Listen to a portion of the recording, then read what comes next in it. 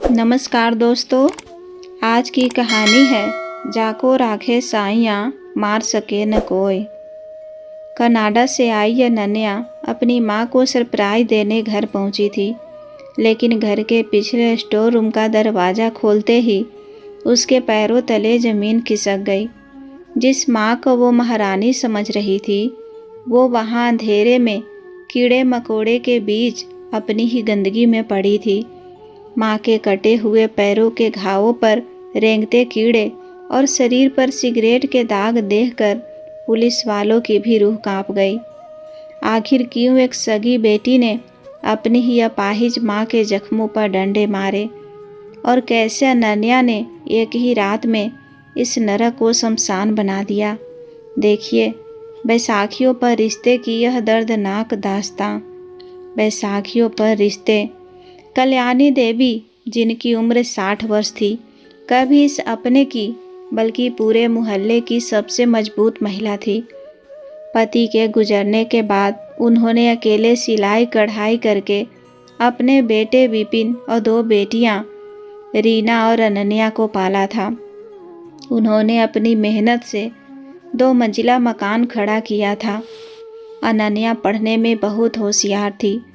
उसे स्कॉलरशिप मिली और वह आगे की पढ़ाई और नौकरी के लिए कनाडा चली गई।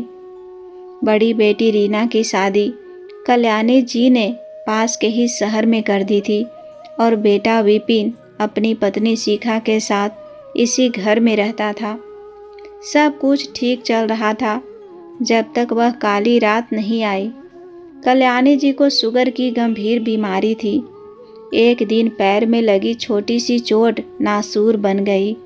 इन्फेक्शन इतना फैला कि जान बचाने के लिए डॉक्टरों को उनके दोनों पैर घुटने के नीचे से काटने पड़े।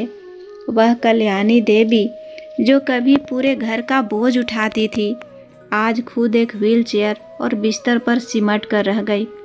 उन्हें लगा था कि उनके बच्चे उनकी बैसाखी बनेंगे, लेकिन उन्हें नहीं पता था कि पैर कटते ही उनके बच्चों के रिश्ते भी कट जाएंगे। पैर कटने के 3 महीने बाद घर का माहौल पूरी तरह बदल चुका था। बेटा अपनी बीवी शिखा का गुलाम था और काम के सिलसिले में अक्सर शहर से बाहर रहता था।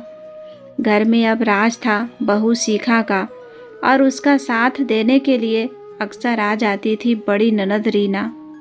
रीना, जो पहले माँ के हाथ का खाना खाने आती थी, अब माँ के गहने और प्रॉपर्टी हथियाने की फिराक में रहती थी। एक दोपहर कल्याणी जी को प्यास लगी थी। उनका गला सूख कर कांटा हो रहा था। व्हीलचेयर उनकी पहुंच से दूर रखी गई थी। उन्होंने बिस्तर से ही आवाज़ दी। कल्याणी जी बोली, बहू शिखा, थोड़ा पानी दे दे बेटा। शिखा हॉल में टीवी देख रही थी। साथ में रीना बैठी सेब खा रही थी। शिखा ने रीना की तरफ देखा और हंसी। देख रही हो दीदी, नौटंकी शुरू। अभी 10 मिनट पहले तो पानी दिया था। यह बुढ़िया जानबूझकर तंग करती है ताकि हम टीवी ना देख सके। रीना क्रूरता से, अच्छे छोड़ न शिखा, प्यास लगेगी तो खुद रेंगते हुए जाएगी। आदत खराब मत कर इसकी। वैसे भी डॉक्टर ने कहा है ज़्यादा पानी पिएगी तो बिस्तर गीला करेगी, फिर साफ कौन करेगा? तू। अंदर कमरे में कल्याणी जी ने यह सुन लिया। अपनी ही कोख से जन्मी बेटी के मुंह से ऐसे शब्द। प्यास बर्दाश्त नहीं हुई तो कल्याणी जी ने अपने धड़ को हाथों के सहारे घसीटना शुरू किया। वह रेंगते हुए कमरे के दरवाजे तक आई। जैसे ही वह चौखट पर पहुंची, शिखा ने उन्हें देखा। शिखा उठी और पानी का जग लेकर आई। कल्याणी जी ने कांपते हाथ आगे बढ़ाए। शिखा ने जग टेढ़ा किया, लेकिन पानी गिलास में नहीं, कल्याणी जी के मुंह पर और फर्श पर गिरा दिया। शिखा हंसते हुए, ले पी ले, और यह फर्श अब जीभ से चाट कर साफ कर। मुझसे पोछा नहीं लगाया जाता बार बार। रीना पीछे से ठहाका मार कर हंसी। सही किया भाभी, यह ऐसे ही सुधरेगी। अपाहिज हो गई है, पर अकड़ अभी भी मालकिन वाली है। कल्याणी जी वही गीले फर्श पर पड़ी आंसू बहाती रही। वह अपने नहीं, अपनी परवरिश के अपाहिज होने पर रो रही थी। कल्याणी जी के लिए दिन और रात का फर्क मिट चुका था। जिस कमरे में उन्होंने अपने बच्चों को लोरियां सुनाई थी, आज वही कमरा उनकी जेल बन गया था। मेज पर रखा मोबाइल फ़ोन बज रहा था। रिंगटोन थी माँ मेरी माँ, जो नन्या ने सेट की थी। कल्याणी जी की आंखों में चमक आ गई। वे जानती थी कि 7 समंदर पार से उनकी बेटी अनन्या उन्हें याद कर रही है। उन्होंने अपने धड़ को घसीटते हुए फ़ोन की तरफ हाथ बढ़ाया। उनकी उंगलियां फ़ोन से बस 1 इंच दूर थी कि तभी एक हाथ ने झपट्टा मारकर फ़ोन गिरा दिया। वह शिखा थी। शिखा ने स्क्रीन देखी और कल्याणी जी की तरफ देखकर शैतानी हंसी हंसी। अरे माँ जी, इतनी तड़प! आपकी लाडली का फ़ोन है। कल्याणी जी गिड़गिड़ाते हुए, बहू एक बार, बस एक बार बात करा दे। मैं उससे कुछ नहीं कहूँगी, बस उसकी आवाज़ सुननी है। शिखा ने फ़ोन स्पीकर पर डाला, लेकिन म्यूट करके। उधर से अनन्या बोली, हेलो माँ, आवाज़ आ रही है। इधर शिखा ने कल्याणी जी के मुंह पर मोटे टेप का एक टुकड़ा चिपका दिया। कल्याणी जी चीखती रही, करती रही, लेकिन आवाज़ हलक में ही घुट गई। शिखा ने म्यूट हटाकर बड़े प्यार से झूठ बोला, हाँ नन्या दीदी, माँ तो अभी सो रही है। दवा का नशा है ना, तो गहरी नींद में है। बाद में बात करवाती हूँ। फ़ोन कट गया। शिखा ने कल्याणी जी के मुंह से टेप झटके से उखाड़ा। चमड़ी जल गई। शिखा ज़्यादा चू चपड़ की न, तो अगली बार यह फ़ोन पानी की बाल्टी में डाल दूंगी। पड़े रहना फिर। 2 दिन बीत चुके थे। कल्याणी जी का पेट में अन्न का एक दाना नहीं गया था। भूख से उनकी आंतें सिकुड़ रही थी और होठ पपड़ी की तरह सूख गए थे। तभी कमरे का दरवाज़ा खुला। इस बार शिखा नहीं, रीना अंदर आई। उसके हाथ में खाने की थाली नहीं, बल्कि कुछ कानूनी कागजात थे। रीना ने कमरे की खिड़की बंद कर दी ताकि चीख बाहर ना जाए। वह धीरे धीरे माँ के पास आई। माँ, देख, तुझे भूख लगी है ना? मुझे पता है, रसोई में आज तेरी पसंद की कढ़ी चावल बने हैं। बहुत खुशबू आ रही है। कल्याणी जी ने उम्मीद से बेटी की तरफ देखा। रीना ने वो कागज कल्याणी जी के सीने पर पटक दिया। लेकिन वो खाना तुझे तब मिलेगा जब तू इस पेपर पर अपना अंगूठा लगाएगी। विपिन और भाभी ने ग्राहक ढूंढ लिया है। यह घर बेचना है। तेरे लिए तो अब यह घर वैसे भी बेकार है। तो कौन सा सीढ़ियाँ चढ़ सकती है? तू बस अंगूठा लगा, हम तुझे वृद्धा आश्रम, मतलब किसी अच्छी जगह शिफ्ट कर देंगे। कल्याणी जी ने उन कागजों को देखा। यह घर उनके स्वर्गीय पति की मेहनत की कमाई थी। भूख और कमजोरी के बावजूद एक माँ का स्वाभिमान जाग उठा। कल्याणी जी कांपती हुई लेकिन साफ आवाज में, नहीं रीना, यह घर नहीं बिकेगा। यह तेरे पिताजी की आखिरी निशानी है। उन्होंने मरते वक्त कहा था कि इस घर के दरवाजे हमेशा खुले रहेंगे और तू अकेली वारिस नहीं है। अनन्या का भी हक है इसमें। मैं उसके साथ धोखा नहीं कर सकती। अनन्या का नाम सुनते ही रीना के अंदर का शैतान जाग गया। जलन की जो आग वह बरसों से दबाए बैठी थी, वो ज्वालामुखी बनकर फूटी।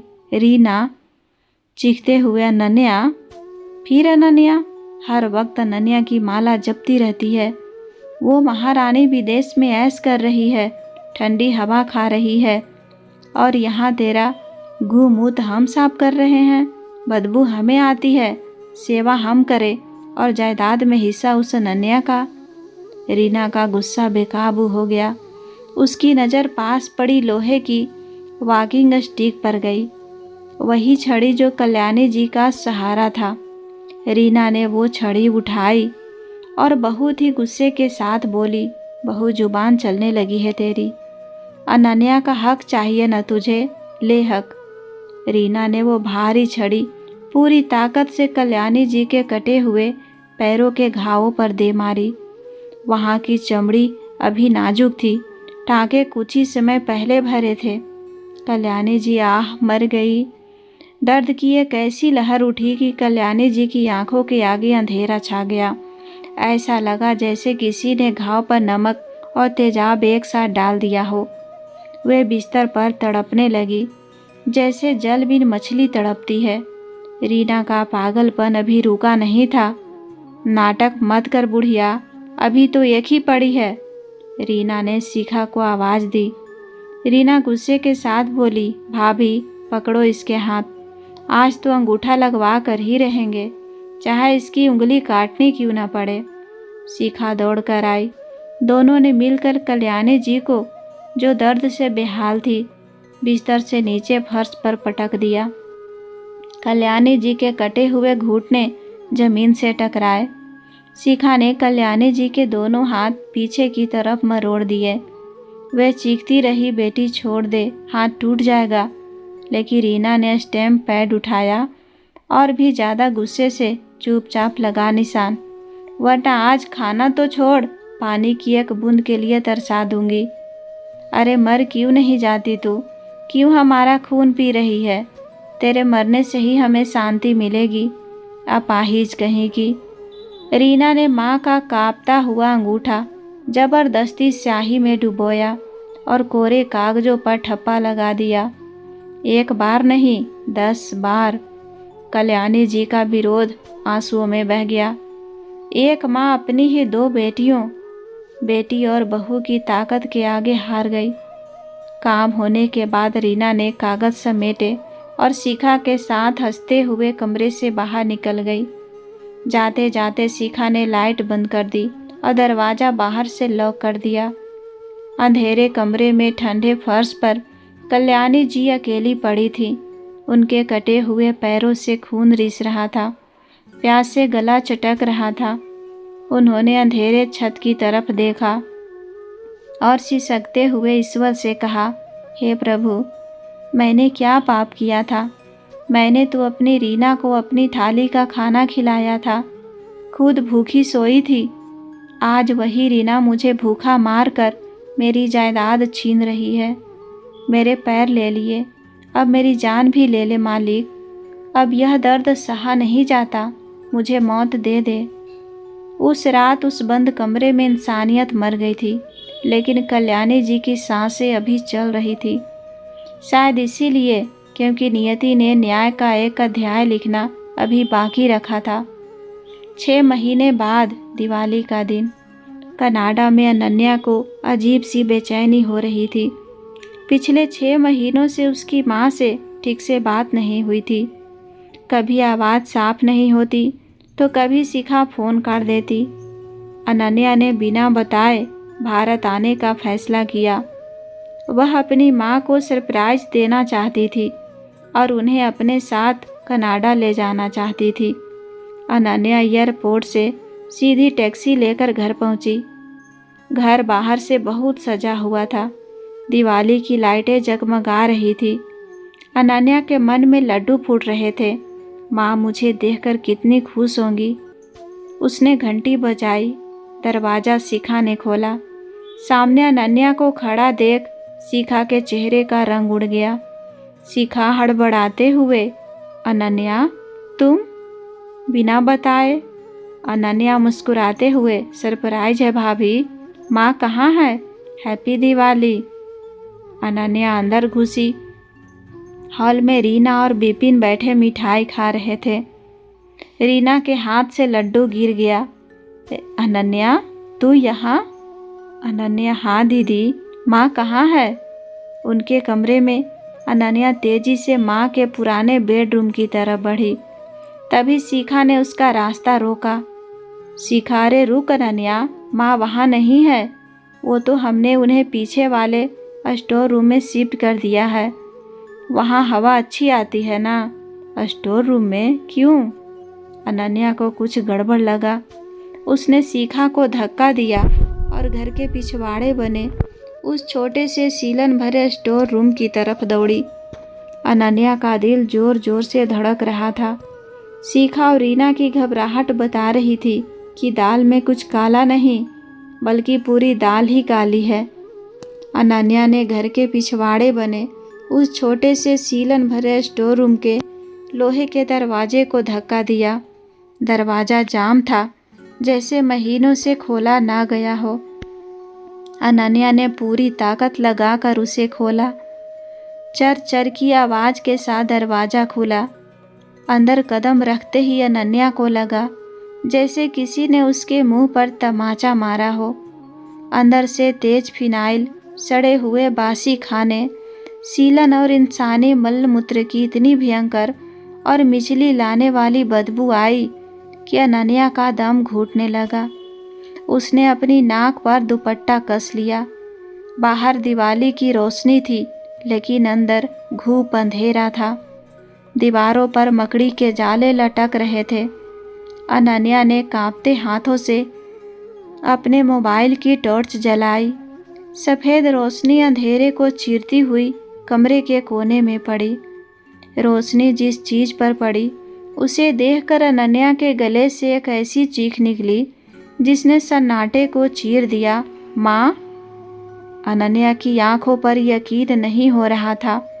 यह उसकी माँ नहीं हो सकती। सामने फर्श पर एक बहुत ही पुराने, पेशाब से भीगे हुए और गंदे गद्दे पर कल्याणी जी पड़ी थी। उनका शरीर अब शरीर नहीं, सिर्फ हड्डियों का ढांचा रह गया था। गाल अंदर धंस चुके थे, आंखें गड्ढों में जा चुकी थी। उन्होंने जो मैक्सी पहनी थी वह जगह जगह से फटी हुई थी और उस पर पुराने खाने और गंदगी के दाग जमे हुए थे। उनके बाल जटाओं की तरह उलझकर चिपक गए थे। अनन्या की नज़र धीरे धीरे नीचे गई, माँ के पैरों की तरफ, और वो नज़ारा देखकर उसकी रूह कांप गई। उनके घुटनों के नीचे के कटे हुए हिस्से पर जो पट्टियाँ बंधी थी वो काली और हरी पड़ चुकी थी। उनमें से बीप बह रहा था और टॉर्च की रोशनी में अनन्या ने साफ देखा। उन गंदे घावों पर छोटे छोटे सफ़ेद कीड़े रेंग रहे थे। उनके सिरहाने पर एक टूटी हुई प्लास्टिक की प्लेट पड़ी थी जिसमें 2 सूखी काली पड़ चुकी रोटियां थीं। उन रोटियों पर लाल चींटियों की कतार चल रही थी। पास में पानी का लोटा खाली और गिरा हुआ पड़ा था। यह किसी इंसान का कमरा नहीं, किसी लावारिस जानवर का मरघट लग रहा था। अनन्या बदबू और गंदगी की परवाह किए बिना दौड़कर माँ के पास गई। वह गद्दे के पास घुटनों के बल बैठ गई और माँ को अपनी बाहों में भर लिया। माँ, माँ, आंखें खोलो माँ। कल्याणी जी का शरीर बुखार से तवे की तरह तप रहा था। अनन्या के छूते ही कल्याणी जी बुरी तरह सिहर उठी। उन्होंने अपनी धुंधली मोतियाबिंद वाली आंखों को मुश्किल से खोला। टॉर्च की रोशनी उनकी आंखों में चुभ रही थी। उन्हें लगा शायद रीना यह शिखा फिर से मारने आई है। भूख और प्यास से उनका दिमाग मति भ्रम का शिकार हो चुका था। वे खौफ में अपने हाथ जोड़ने लगी। कल्याणी जी लड़खड़ाती सूखी हुई जुबान से, पानी नहीं, मत मारो, अब और मत मारो रीना प्लीज। मैंने अंगूठा लगा दिया है बेटी, सब दे दिया, अब मत मारो, बहुत दर्द हो रहा है। माँ के ये शब्द अनन्या के कानों में पिघले हुए शीशे की तरह उतरे। उसका दिल कांच की तरह चकनाचूर हो गया। उसकी माँ जो कभी शेरनी की तरह दहाड़ती थी, आज वो भीख मांग रही है कि उसे मारा ना जाए। अनन्या फूट फूट कर रो पड़ी। उसके आंसू माँ के सूखे गालों पर गिर रहे थे। अनन्या चीखते हुए, माँ, मैं हूँ तेरी अनु, तेरी अनन्या, मैं आ गई हूँ माँ, तुझे कोई नहीं मारेगा, आंखें खोल माँ, देख तेरी छोटी बेटी आई है। अनु शब्द सुनते ही कल्याणी जी की पथराई आंखों में एक हरकत हुई। उन्होंने कोशिश करके गौर से देखा, यह रीना नहीं थी। यह स्पर्श क्रूर नहीं था, यह स्पर्श बहुत कोमल था, बहुत अपना था। उन्होंने कांपता हुआ कंकाल जैसा हाथ उठाया और अनन्या के गाल को छुआ। कल्याणी जी, अनु तू सच में है या मैं सपना देख रही हूँ? अनन्या, हाँ माँ, मैं हूँ, मुझे माफ़ कर दे माँ, मुझे आने में बहुत देर हो गई। कल्याणी जी के सब्र का बांध टूट गया। जो आंसू महीनों से सूखे हुए थे वो सैलाब बनकर बह निकले। उन्होंने अनन्या को अपनी बची खुची ताकत से जकड़ लिया, जैसे कोई डूबता हुआ तिनके को पकड़ता है। कल्याणी जी सिसकते हुए, अनु बेटी, मुझे बचा ले, मुझे यहाँ से ले चल, ये लोग राक्षस हैं, ये मुझे मार डालेंगे। मेरी ही कोख से जन्मी रीना मुझे मार डालना चाहती है। इन्होंने मुझे जानवरों की तरह रखा है अनु, मुझे बहुत भूख लगी है, बहुत दर्द हो रहा है। माँ को गले लगाए हुए अनन्या की नज़र अचानक माँ की बाहों और गर्दन पर गई। वहाँ नील के गहरे निशान थे, कलाई पर सिगरेट या गरम चम्मच से दागे जाने के निशान थे। होठों पर जमा हुआ खून बता रहा था कि उन्हें हाल ही में थप्पड़ मारा गया है। यह सिर्फ लापरवाही नहीं थी, यह टॉर्चर था। यह एक सोची समझी साजिश के तहत किया गया अत्याचार था। अनन्या को सब समझ आ गया। उसकी दीदी, उसका भाई, उसकी भाभी, सब ने मिलकर इस बूढ़ी लाचार औरत को नोच खाया था। अनन्या ने धीरे से अपनी पकड़ ढीली की। उसने अपने कंधे से महंगा पश्मीना शॉल उतारी और माँ के नंगे कांपते शरीर को उससे ढक दिया। उसने माँ के उलझे बालों को पीछे किया और उनके माथे को चूमा। अनन्या फुसफुसाते हुए, बस माँ, अब और एक आंसू नहीं, तेरा नरक अब खत्म हुआ। लेकिन जिन्होंने तेरी यह हालत की है उनका नरक अब शुरू होगा। अनन्या धीरे से उठी। उसने अपने आंसू पोंछ लिए। अब उसकी आंखों में वो बेचारी बेटी वाला दर्द नहीं था। वहाँ अब क्रोध की ज्वालामुखी धधक रही थी। उसकी आंखों में महाकाली का वो रूप था जो पापियों का संहार करने के लिए जाग उठा था। उसने एक बार उस कमरे को देखा, उस गद्दे को, उन कीड़ों को, उन रोटियों को। उसने अपना फ़ोन उठाया, वीडियो रिकॉर्डिंग ऑन की और सबूत कैद करने के बाद वह दरवाजे की तरफ मुड़ी। बाहर हॉल में खड़े जल्लादों को अंदाज़ा भी नहीं था कि स्टोर रूम से अब एक बेटी नहीं बल्कि उनका काल बाहर आने वाला है। स्टोर रूम का वह भारी लोहे का दरवाज़ा खुला। अनन्या बाहर निकली। उसके कपड़ों से अभी भी स्टोर रूम की वह सड़ी हुई बदबू आ रही थी, लेकिन उसकी आंखों में जो आग थी उसने हॉल की दिवाली वाली रोशनी को फीका कर दिया था। हॉल में सन्नाटा छा गया। विपिन, शिखा और रीना तीनों के चेहरे पर हवाइयाँ उड़ रही थी। अनन्या का चेहरा आंसुओं से भीगा हुआ था, बाल बिखरे थे और काजल फैलकर गालों पर आ गया था। वह किसी साधारण लड़की की तरह नहीं बल्कि रणचंडी की तरह लग रही थी। अनन्या ने एक भी शब्द नहीं कहा। वह धीरे धीरे भारी कदमों से चलते हुए हॉल के बीचों बीच आई। उसकी एड़ियों की आवाज़ ठक ठक ठक तीनों के दिलों में हथौड़े की तरह बज रही थी। वीपी ने माहौल को संभालने की कोशिश की। उसने एक झूठी मुस्कान लाने की कोशिश की, पर उसका गला सूख रहा था। विपिन हड़बड़ाते हुए, अनन्या देख, तू गलत समझ रही है।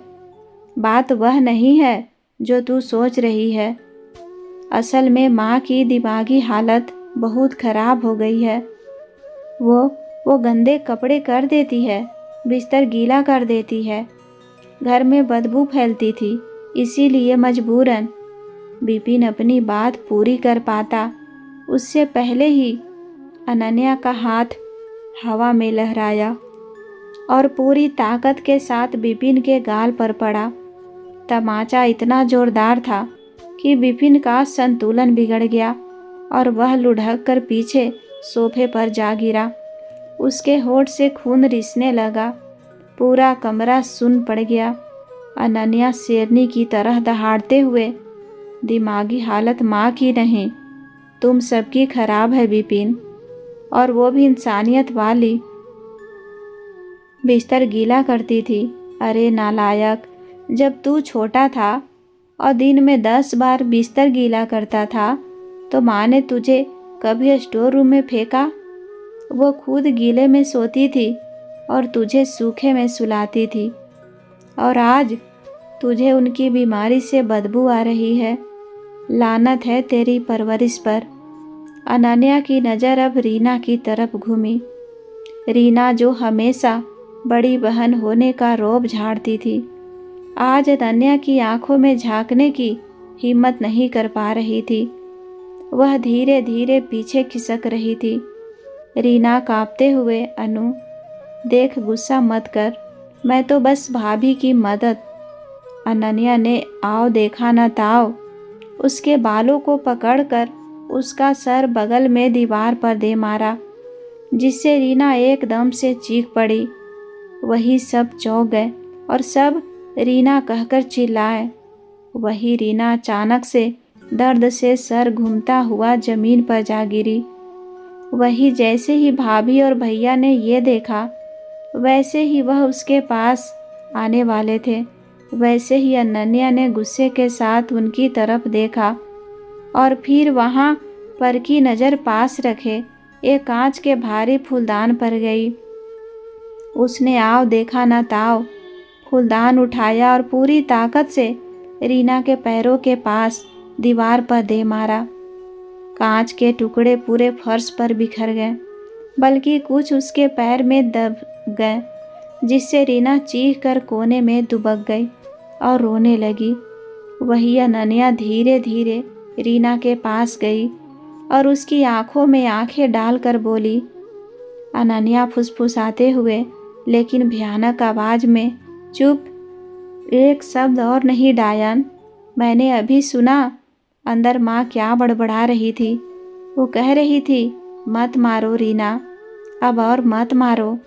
तूने माँ पर हाथ उठाया, उस माँ पर जिसने रात रात भर जाकर सिलाई मशीन चलाई ताकि तेरे दहेज के लिए पैसे जोड़ सके, जिसने खुद फटी साड़ी पहनी ताकि तू नए कपड़े पहन सके।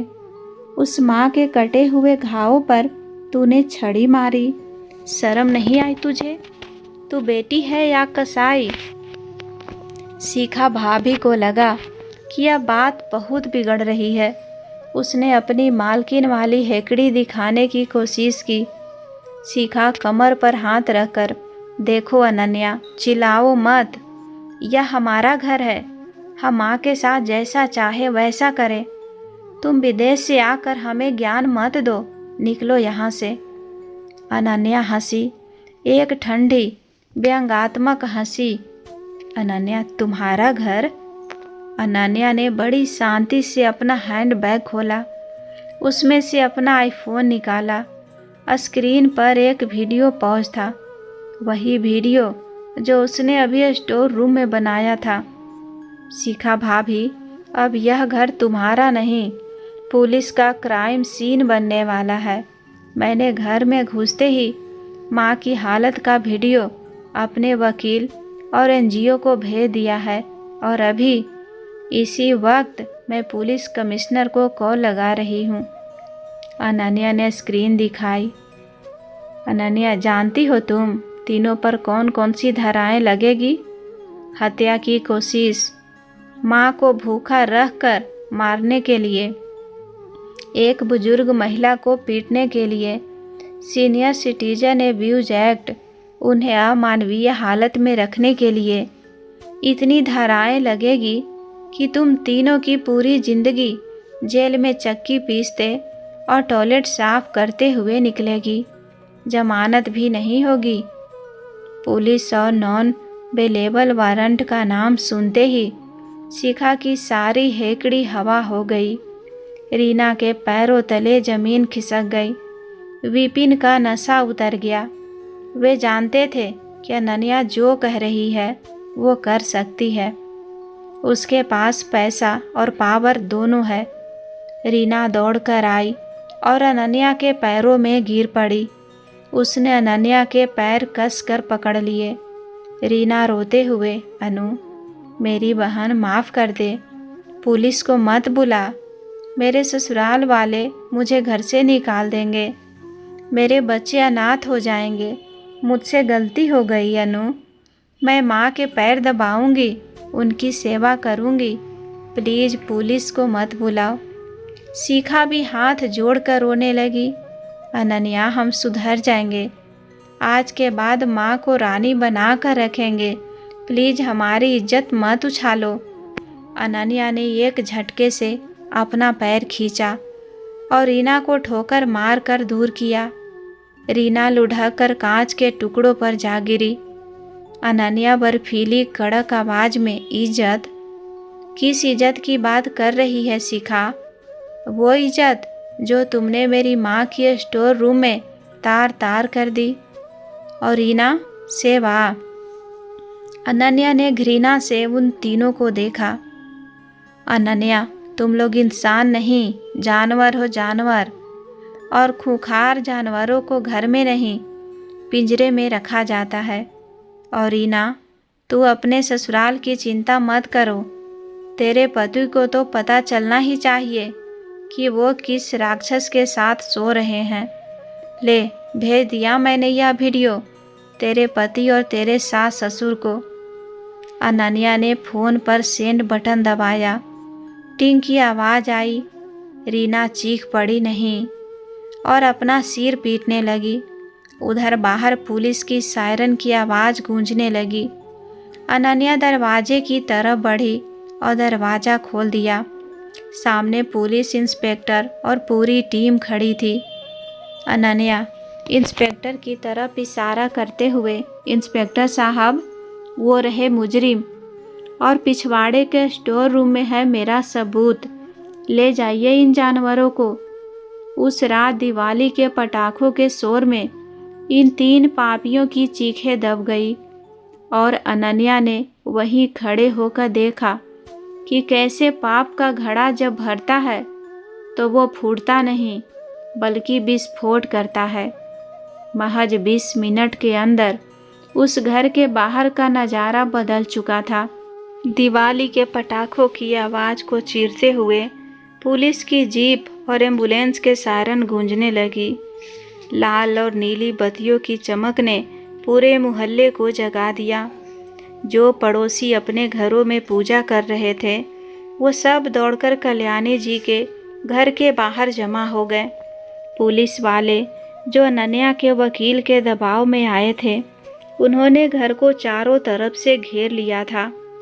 इंस्पेक्टर राठी ने विपिन, शिखा और रीना को घसीटते हुए हॉल से बाहर निकाला। तभी एम्बुलेंस के कर्मचारियों ने स्ट्रेचर बाहर निकाला। उस पर कल्याणी जी लेटी थी। जैसे ही वो स्ट्रेचर गेट से बाहर आया और स्ट्रीट लाइट की रोशनी उस पर पड़ी, भीड़ में से हाय राम और हे भगवान की चीखें निकल गई। पड़ोस की औरतों ने अपने मुंह पर पल्लू रख लिया। कई लोग उल्टी करने लगे क्योंकि कल्याणी जी के शरीर से सड़े हुए मांस और गंदगी की भयंकर बदबू आ रही थी। शर्मा आंटी पड़ोसन रोते हुए, ये कल्याणी बहन है, हे भगवान, ये तो हड्डियों का ढांचा बन गई है, इनके पैरों पर हे भगवान कीड़े हैं। वर्मा जी, अरे इनके बच्चों ने तो इन्हें जानवर बना दिया, छी, थू है ऐसी औलाद पर। भीड़ का गुस्सा अब 7वें आसमान पर था। लोग गालियां देने लगे। उधर पुलिस वालों ने विपिन, शिखा और रीना के हाथों में हथकड़ियां पहना दी।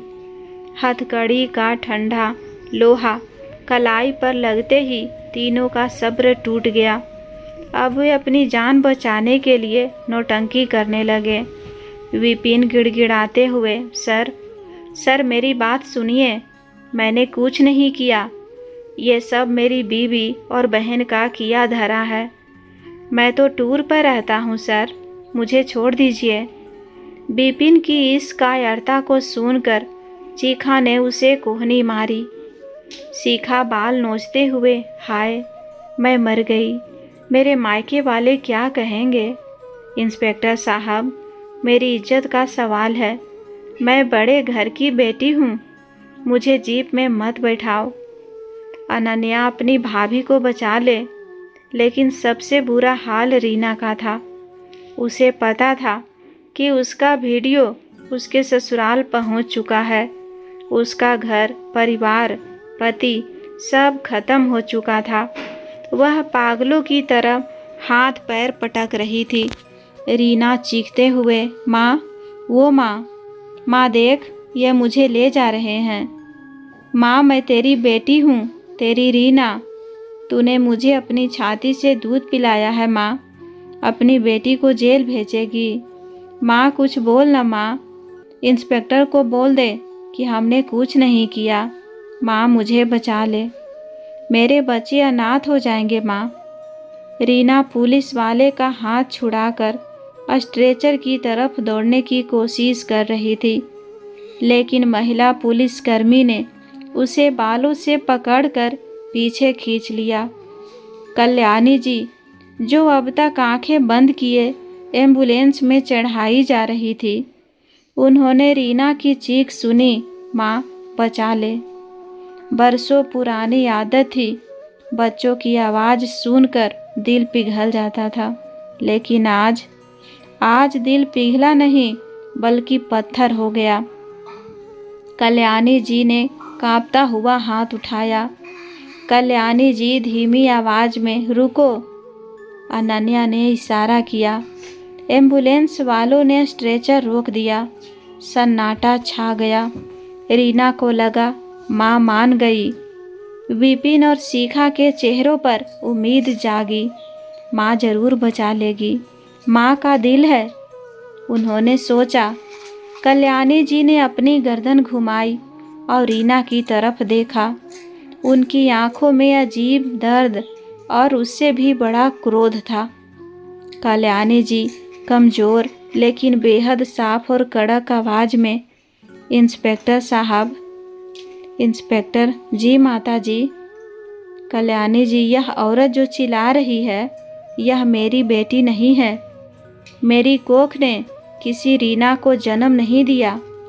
मेरी सिर्फ एक ही बेटी है, अनन्या। रीना ये सब सुनकर सन्न रह गई। माँ। कल्याणी जी ने अपनी उंगली रीना और विपिन की तरफ उठाई। इंस्पेक्टर साहब, इन तीनों ने मुझे एक दिन नहीं, पिछले 6 महीनों से हर पल मारा है। इन्होंने मुझे खाना नहीं दिया, मुझे अपना पेशाब पीने पर मजबूर किया, और यह रीना, सांस फूलते हुए इसने मेरे कटे हुए पैरों के कच्चे घावों पर छड़ी से मारा है। देखो, देखो मेरे निशान। कल्याणी जी ने अपनी शॉल हटा दी।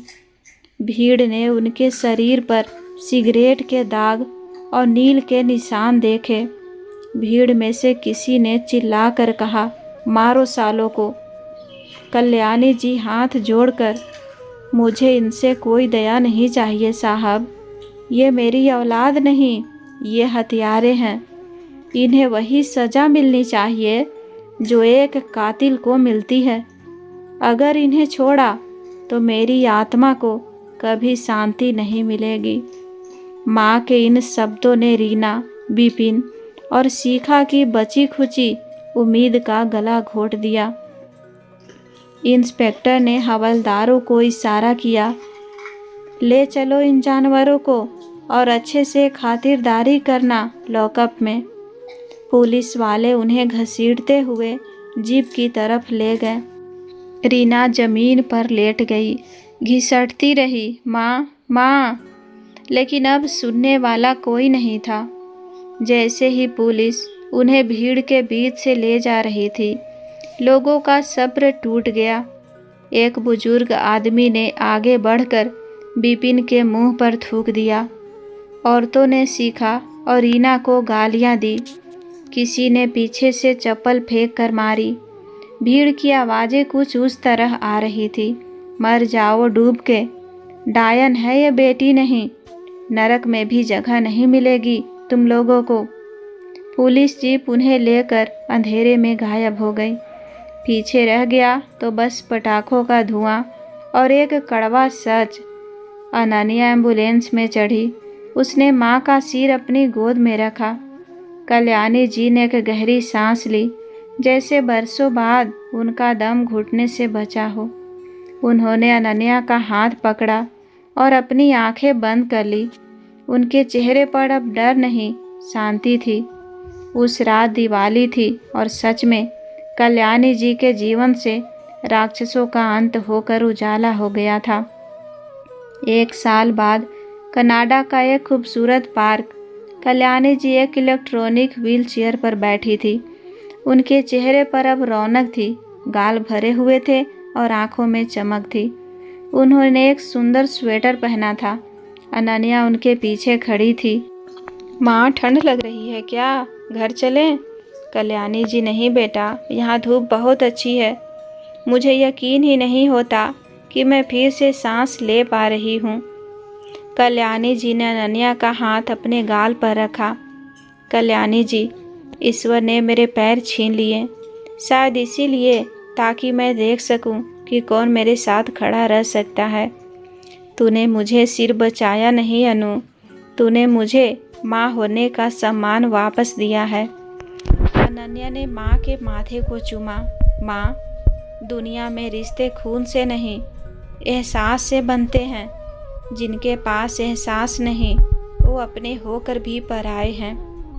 विपिन, शिखा और रीना आज भी जेल में अपने किए की सज़ा काट रहे हैं। रीना के ससुराल वालों ने उसे त्याग दिया और कल्याणी देवी ने अपनी वसीयत में वो मकान एक विकलांग आश्रम के नाम कर दिया, ताकि फिर किसी अपाहिज माँ को अपनी ही छत के नीचे नरक ना भोगना पड़े। कहानी की सीख: औलाद होना भाग्य है, पर श्रवण कुमार जैसा सेवक होना संस्कार है। जब बच्चे माता पिता के बुढ़ापे की लाठी तोड़ने लगे तो ईश्वर न्याय की लाठी जरूर चलाता है। दोस्तों, आप लोग यह कहानी कहाँ से देख रहे हैं? अपने जगह का नाम कमेंट बॉक्स में ज़रूर लिखें। कहानी पसंद आए तो वीडियो को लाइक करें, शेयर करें और हमारे चैनल पर पहली बार आए हैं तो सब्सक्राइब ज़रूर कर लें, ताकि मेरे आने वाली हर कहानी का नोटिफिकेशन सबसे पहले आपको मिले। धन्यवाद।